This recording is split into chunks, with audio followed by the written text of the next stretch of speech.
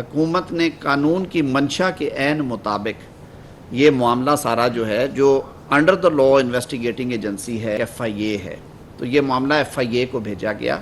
اگر شہادت اس بات کی ہے کہ اس کلاسیفائڈ ڈاکومنٹ کو پبلک کرنا یا اس کو شیئر کرنے کی وجہ جو تھی وہ اس طرح کے ذاتی مقاصد تھے جو کہ ابھی ہم سب کے سامنے آ رہے ہیں، اور اس کی وجہ سے قومی سلامتی جو ہے وہ خطرے میں جاتی یا وہ ملکی مفاد کے لیے پریجوڈیشل ہے، تو اس صورت میں وہ کیٹیگری ہے وہ 14 سال والی بھی ہے، اور جو بہت سنگین نوعیت کے مقدمات ہوتے ہیں اس میں ڈیفنس ریلیٹڈ بھی کچھ سٹریکس آتی ہیں، اس میں پھر سزائیں اس سے اوپر بھی جا سکتی۔ چیئرمین پی ٹی آئی پر عمر قید کی تلوار لٹکنے لگی۔ وزیر قانون اعظم نذیر تارڑ کہتے ہیں سائفر کے سیاسی استعمال پر 14 سال تک کی سزا ہو سکتی ہے۔ ذاتی مقاصد کے لیے سفارتی دستاویز گم کرنے پر عمر قید ہے۔ صاف صاف بتا دیا سائفر پبلک یا کسی کے ساتھ شیئر نہیں کیا جا سکتا۔ قومی سلامتی کو اس طرح کا نقصان پہنچانا سنگین جرم ہے۔ چیئرمین پی ٹی آئی نے قومی سلامتی کو پس پشت ڈالا۔ منصوبہ بندی کے تحت جلسے میں سائفر لہرایا۔ یہ اوپن اینڈ شٹ کیس ہے۔ انتخابات پرانی حلقہ بندیوں پر ہوں گے۔ نئی انتخابی اصلاحات کے تحت الیکشن کرائے جائیں گے۔ 12 اگست کو اسمبلی ٹوٹی تو 11 اکتوبر تک الیکشن ہوں گے۔ اسپیشل سیکرٹری الیکشن کمیشن ظفر اقبال کا اعلان۔ کہتے ہیں ڈی آر او اور آر او کے لیے عدلیہ سے رجوع کیا ہے، انتظامی اور جوڈیشل افسران لے سکتے ہیں۔ سیکرٹری الیکشن کمیشن عمر حمید نے کہا نئی مردم شماری کی صورت میں حلقہ بندیوں کے لیے 4 ماہ لگیں گے۔ What is actually required that Pakistan must and should achieve a target of $20 billion worth investment or $25 billion worth exports in the next 2-3 years. And I want to tell you, this is something doable. Respected investors are sitting here. And I always maintain that my investor is my master. For that, we will roll out red carpet for them. چند ماہ میں بہت سے منصوبے قومی دھارے میں شامل ہو جائیں گے۔ معاشی بحالی کے منصوبوں کو تمام سٹیک ہولڈرز کی حمایت حاصل ہے۔ وزیراعظم شہباز شریف کا انفارمیشن ٹیکنالوجی سیمینار سے خطاب۔ کہا آئی ٹی برآمدات کو $20 ارب تک لے جانا چاہتے ہیں۔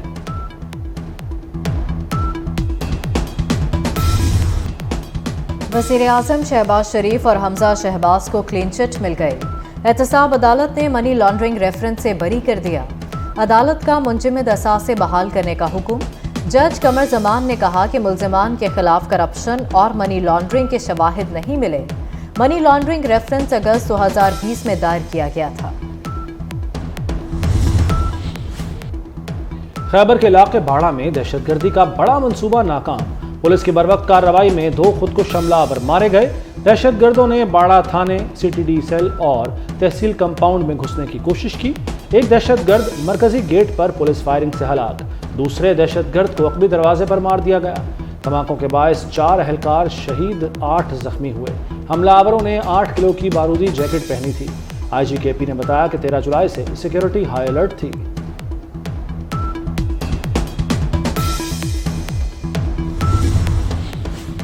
حکمرانوں نے ملک کا حلیہ بگاڑ دیا۔ خیبر پختونخوا اور بلوچستان میں روزانہ لاشیں گر رہی ہیں۔ بدامنی، مہنگائی، کرپشن اور بے روزگاری کا آپس میں مقابلہ ہے۔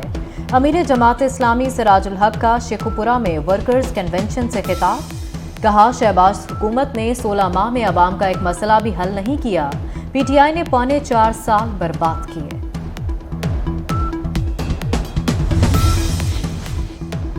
بجلی کا پھر زوردار جھٹکا، شہریوں کے میٹر گھوم گئے۔ بجلی $1.90 فی یونٹ مہنگی، مئی کے فیول پرائس ایڈجسٹمنٹ کی مد میں وصولی ہوگی۔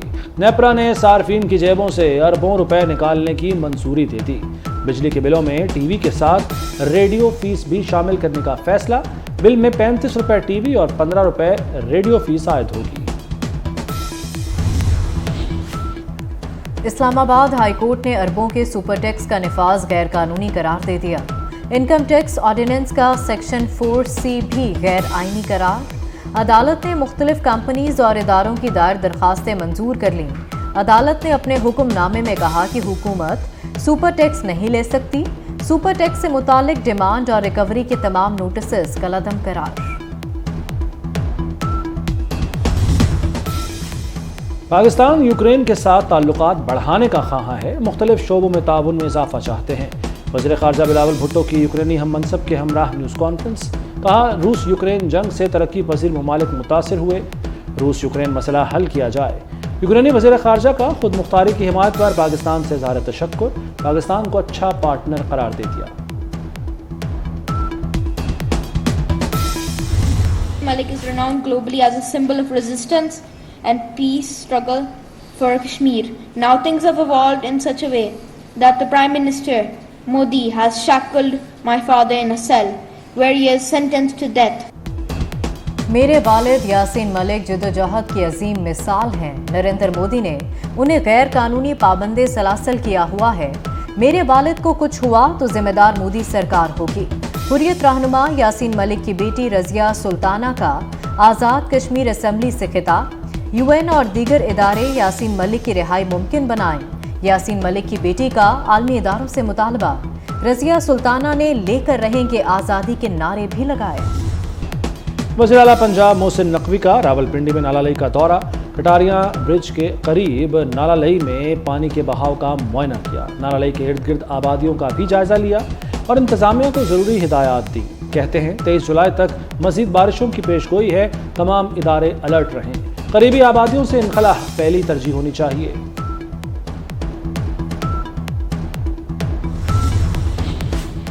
محرم الحرام میں ملک بھر میں فوج کی تعیناتی کا فیصلہ، وزارت داخلہ نے چاروں صوبوں گلگت بلتستان اور آزاد کشمیر حکومت کو مراسلہ بھیج دیا۔ صوبوں کی درخواست پر فوج لگائی جا رہی ہے۔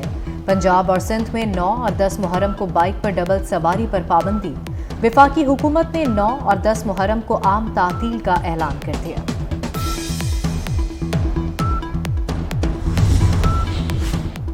وزیر اعلیٰ محسن نقوی نے ایک اور وعدہ پورا کر دیا، بی بی پاک دامن مزار توسیع منصوبے کا افتتاح کر دیا۔